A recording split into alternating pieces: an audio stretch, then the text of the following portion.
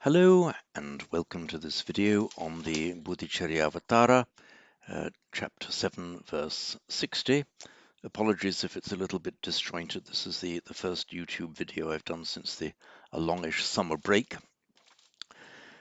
As usual, I will read it out in Sanskrit without the text in front of you, and then I'll put the text in front of you, and then we'll proceed to explore the meaning.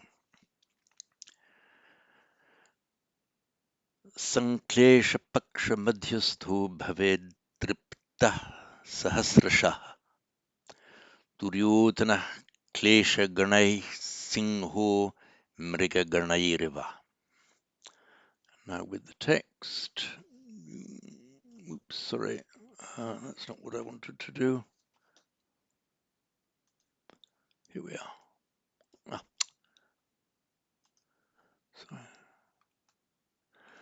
Sorry, something's gone wrong here. Screen keeps giving me the wrong thing.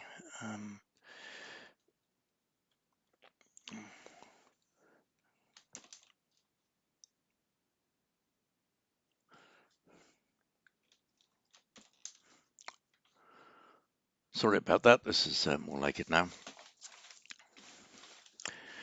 Sanklesha paksha madhyastho bhaved-driptah sahasrashah Duryodhanah klesha ganai singho mriga ganairiva.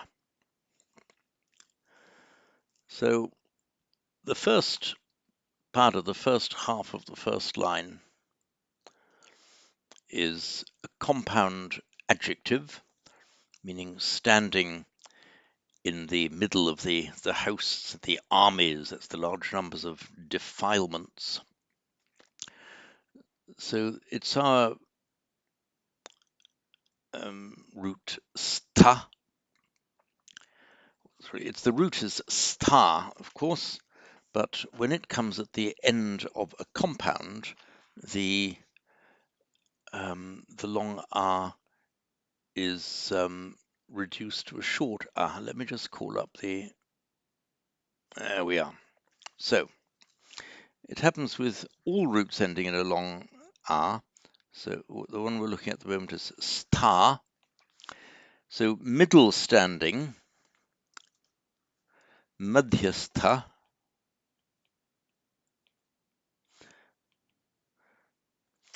Although the root ends in a long R, well, the only vowel in the root is this long R, it becomes a short A when it comes at the end of a compound and thus makes an adjective or a noun. So here, middle standing, means standing in the middle of something.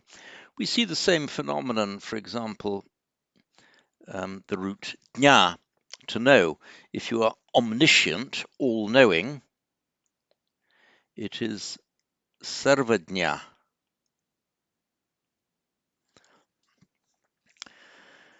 If it were in the feminine,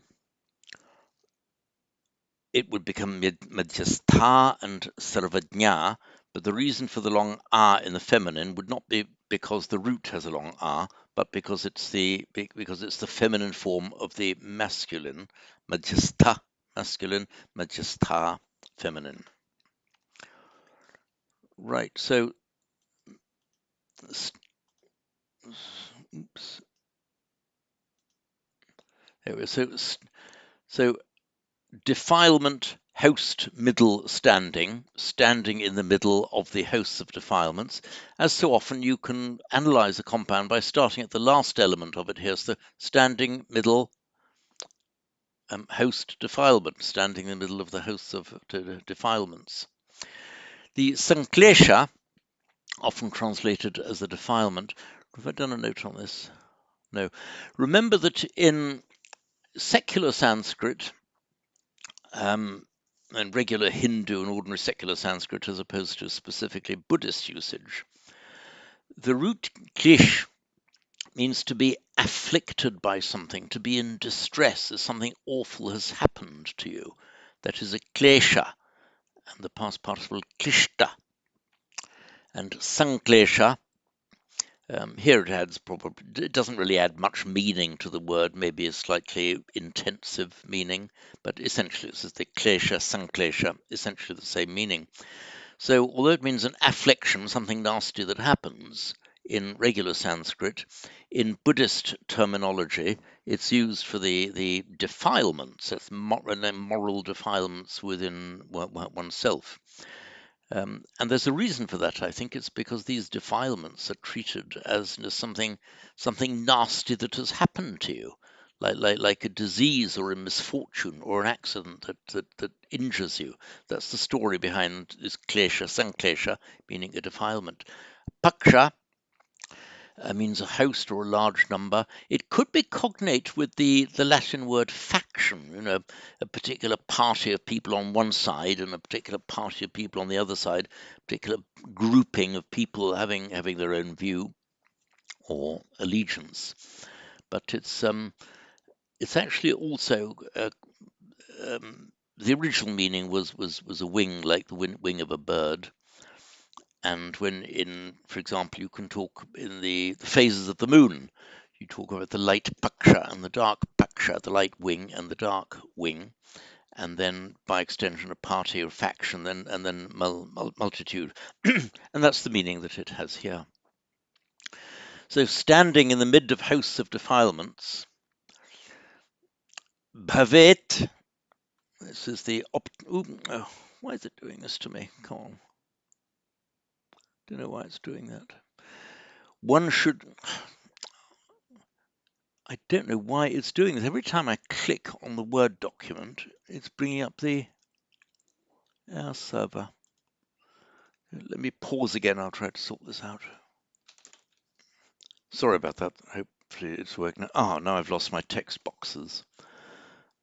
There we are. Okay, I've lost the text boxes.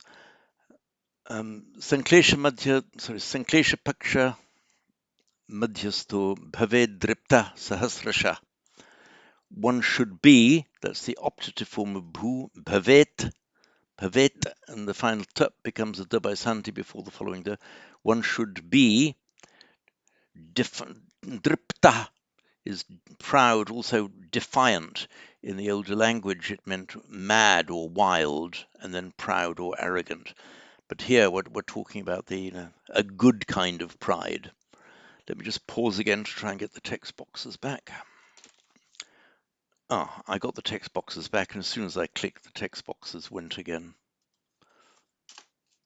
This is not working well today. I'm sorry about this.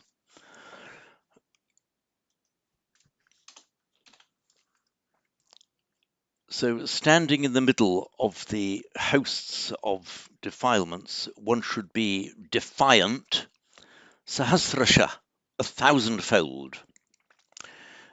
Sahasra is 1,000, and when you put the ending shah after a number, that makes it, and it gives it an adverbial form. So if people were coming in their ones and twos, you'd see ekasha, one by one, panchasha, for example, 5 by 5, or 5-fold, sahasrasha, 1,000, sahasrasha, 1,000-fold. Duryodhana, the verb, the root is yud, meaning to fight, and by extension to beat in a fight. With the prefix dur, that's the same as the duh of dukkha, and so on. By sandhi, it becomes duryodhana before the voiced consonant. So duryodhana, so root yud, verbal noun yodhana, fighting, duryodhana, difficult to fight, and sometimes then by extension impossible to fight, meaning thus invincible, impregnable. So here it has a verbal force, meaning cannot be defeated by, and hence the following instrumental. So Duryodhana, that cannot be defeated by or is invincible to the Klesha Ganai. A Gana is originally the meaning is a flock or a herd of animals. The Hindu god Ganesha is Gana Isha, the Lord, Gana of the herds and the flocks. So Ganesha. This is Klesha Gana, these flocks, herds of defilements. Here we see sanklesha used as a defilement in the first line, and the word without the sam, klesha on its own, with the same. I can't detect any difference in meaning here. So invincible to the klesha ganai, instrumental, literally undefeatable by the hosts of defilements, like Iva, Singha, a lion, Mriga ganai, by herds of deer. So the imagery here is that a single lion, even herds of deer attacking a lion, they will not be able to defeat the lion. Equally, these hosts, these herds of defilements attacking us should not be able to overcome us. So Sanklesha Paksha Majhastha, standing in the middle of the host of the defilements, Bhaved Dripta Sahasrasha, one should be defiant 1,000-fold. Duryodhana, undefeatable, Klesha Ganai, by the flocks or herds of defilements. Singha Iva, like a lion, by the Mriga Ganai, by the herds of deer. So I'll read that again. Sanklesha Paksha Madhyastho Bhavedriptah Sahasrashah Duryodhana Klesha Ganai Singho Mriga Ganairiva. And that concludes this verse.